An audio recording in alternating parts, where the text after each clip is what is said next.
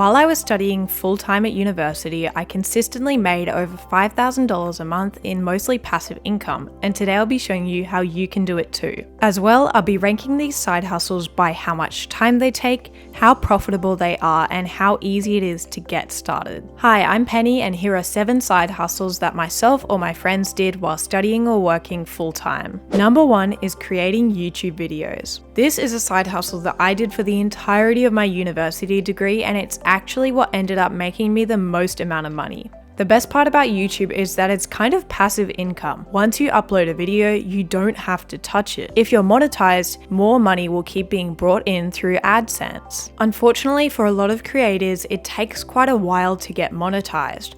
But I did it in less than 2 months, and if you want to do the same, then I have a video about this that you can check out. Depending on your niche, YouTube can be very profitable. For example, the most high-paying niche is finance and business, but honestly, most tutorial-based niches do pretty well. Overall, I only put aside about 6 hours a week maybe to grow my YouTube channel, so it's really not that time-consuming. So I would give YouTube a 4 when it comes to time, as at the start it can take a bit of time to grow, but once things get moving, it gets a lot easier. Profitability wise, I would give it a 4, as YouTube can be extremely profitable. And finally, for difficulty, I'd give it about a 3, so somewhere in the middle. It's not super difficult to make YouTube videos. All it takes is a bit of learning and a little bit of skill. So next up, we have video editing. I also did this side hustle throughout my last 3 months of university, and it's probably one of my absolute favorite side hustles. After a year of only editing my own YouTube videos, it's kind of a relief to edit someone else's footage. And you can choose how you want to get paid, whether it's by the hour or per video.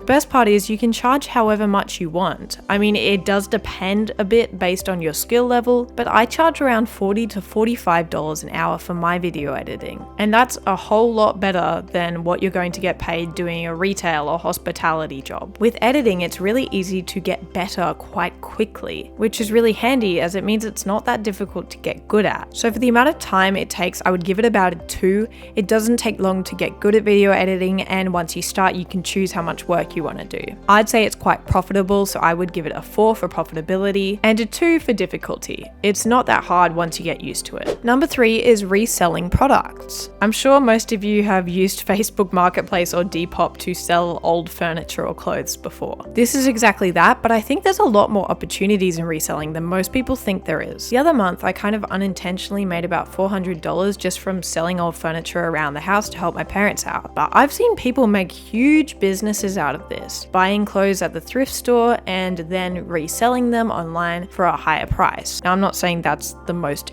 ethical thing that you can do. I'm just saying that you can absolutely make a business out of this if you want to. You can deliver them online, or you can get people to pick the products up. Depending on how you go about this, you can make a lot of money from it, but most people just do it for a little bit extra cash, selling their old clothes and furniture. So I would give this maybe a 2 for the amount of time it takes, as it's really not that difficult to pop up a listing on Facebook Marketplace. Profitability, I would say about a 3, and difficulty, probably a 1. This is one of the least difficult side hustles that I have in this video. Number 4 is selling different types of digital products. This is another great form of passive income that I started doing during my first year of university, and I specifically sold crochet patterns. Digital patterns are a way for knitters, crocheters, or sewers to sell the recipe for their design to other crafters. I made around $3,000 a month for a long time doing this. Obviously, you can make any sort of digital product. There are loads of examples on Etsy that you can go check out. The best part about this is you make the PDF once and you don't have to touch it again. You can just put it up on Etsy and leave it alone. It took me around 2 months to start designing patterns after I started crocheting, but other crafts that have patterns might take a little bit longer to learn. I would say making digital products was very fun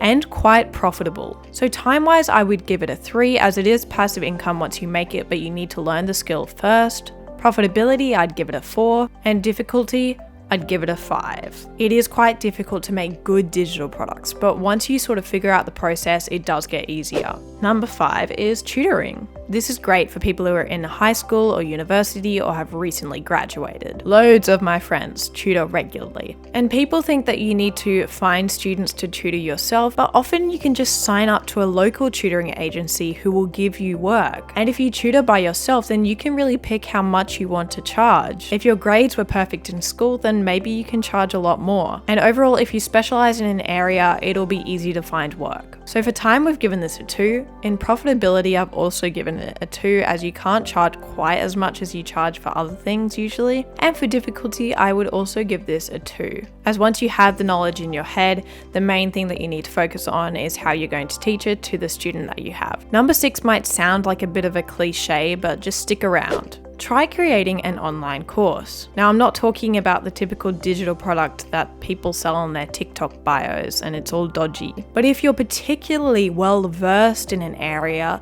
like video editing, filming, drawing, or even language learning, then this is a fantastic way to create passive income for yourself. There's plenty of ways that you can make an online course, but I'm specifically talking about making video courses. So you can do this on a platform like Skillshare. All of these people have put videos together of them talking about a particular subject and teaching the viewer how to do that. I would say the most important thing when it comes to creating courses is having a high production value. These can take time to grow though, as Skillshare is starting to get a little bit oversaturated, so you might want to do your research on what sort of websites you can sell courses on. But for example, here is this great crochet course. She's got plenty of members, and that's something that I could do at the moment if I wanted to start my own course. So time-wise, I would give it a 4. Profitability, I would give it a 3, as Skillshare and other platforms do take a certain cut of the earnings that you make. And difficulty, I would give it a 5. Unfortunately, this is a little bit difficult because you also have to be good at making videos as well as the topic that you're making videos about to make high quality courses. But don't shut this down just because it's a 5 in difficulty. Give it a go. Now, taking art/graphic design commissions online. Now, back in the day when I was a high school student, I used to do art commissions, and now some of my friends do it too. There are loads of platforms out there that you can advertise your work on, and people can order art or graphic design help from you. The one I used when I was 13 was Fiverr, and that's absolutely still around, and when I need art from people, I always go straight to there. I'm pretty sure I severely undercharged, but that was okay because I was 13. And I used to make people different emojis of their face, and I would draw them all out. I ended up making like a decent amount of money from this for a 13-year-old, but there's loads of different graphic design types that you can sell. And there's even people on Fiverr that sell the ability to do a voiceover for your YouTube video. So you can create thumbnails for people, you can draw profile pictures or logos. There are so many different things that you can do when it comes to freelancing. The fact that I managed to get many customers on here when I was 13 and had no clue what I was doing says a lot of good about this website, to be honest, because it means if you're a complete beginner, then you absolutely have a shot and you can charge as much as you want. So for the amount of time, I'd give it about a 3. When it comes to being profitable, I would give it a 4, as some of the more professional artists are able to charge a lot more for their work, and some people make full-time livings off of this. And for difficulty, we've given it a 2. I think the best part about side hustles is you can try as many different ones as you want, or do them all at once, because that's basically what I've been doing for the past 4 years. It's just more fun that way, and it's consistently accumulated to well over $5,000 a month for me, so you should definitely try a few different ones and see how they go for you. Now, if you want more content like this, please like and subscribe to my channel. I would really appreciate it. Good luck on your side hustle journey, and I will see you next week.